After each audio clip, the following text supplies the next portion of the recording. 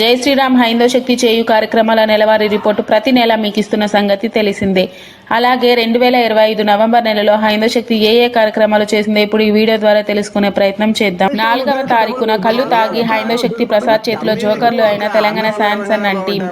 5వ తారీఖున అన్నమయ్య జిల్లా తిరుచానూరు రోడ్లో అమరజ్యోతి కళ్యాణ మండపంలో కార్తీక శుద్ధ త్రయోదశిని పురస్కరించుకొని జరిగిన విశేష పూజా కార్యక్రమంలో పాల్గొన్న హైందవ శక్తి తిరుపతి జిల్లా ప్రతినిధి ఊహా గారు.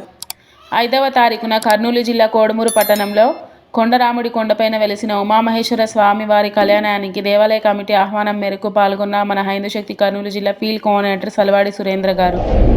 5వ తారీఖున నంద్యాల జిల్లాలో జూనుతల గ్రామకంఠం భూమిని దురాక్రమణ చేసి అక్రమ చర్చి నిర్మాణంపై కలెక్టర్కు ఫిర్యాదు చేయడం జరిగింది.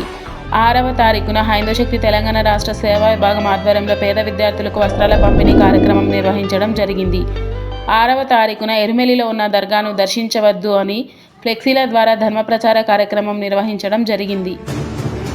6వ తారీఖున కర్నూలు జిల్లా కోతాల మండలం ఊరుకుందలో వెలిసిన ఈరన్న స్వామి వారిపై సోషల్ మీడియాలో అనుచిత వ్యాఖ్యలు చేసిన ముస్లిం వ్యక్తిపై పోలీస్ స్టేషన్లో కంప్లైంట్ చేసి అతనిపై ఎఫ్ఐఆర్ నమోదు చేయించిన హైందవ శక్తి. 7వ తారీఖున హైందవ శక్తి మరో ఘన విజయం. నంద్యాల జిల్లాలో గ్రామకంఠం దురాక్రమణ చేసి అక్రమ చర్చి నిర్మాణం నిలుపుదల చేయించిన హైందవ శక్తి. 10వ తారీఖున హైందవ శక్తి సామాజిక బాధ్యతగా చేసిన ఫిర్యాదుతో రోడ్లపై విచక్షణారహితంగా పశువులను వదిలివేస్తూ ట్రాఫిక్ నిబంధనలు అతిక్రమించిన పశువుల యజమానులకు హెచ్చరికలు జారీ చేసిన గుంటూరు నగర మున్సిపల్ కమిషనర్ గారు.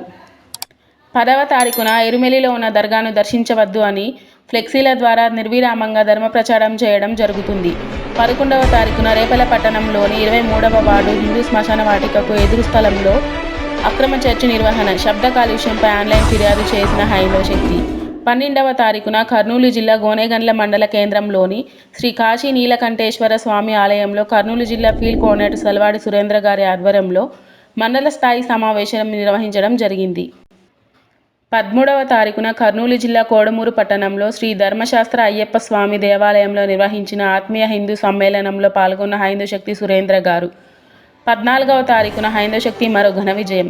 రేపల్లె పట్టణంలో హిందూ శ్మశాన వాటికకు ఎదురు స్థలంలో అక్రమ చర్చి నిర్మాణం నిర్వహణను నిలువరించడం జరిగింది.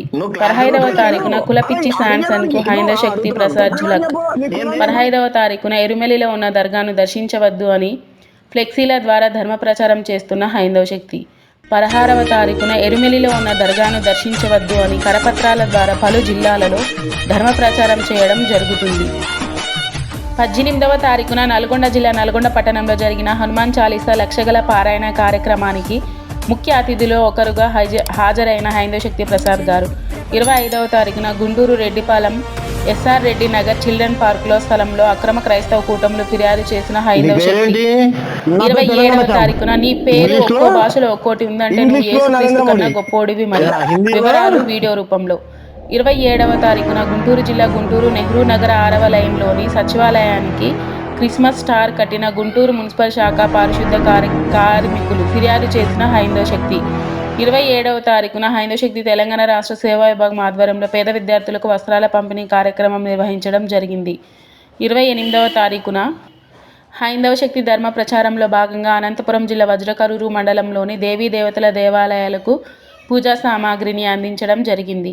28వ తారీఖున హైందవ శక్తి తెలంగాణ రాష్ట్ర సేవా విభాగం ఆధ్వర్యంలో విద్యార్థులకు మందుల పంపిణీ కార్యక్రమం నిర్వహించడం జరిగింది.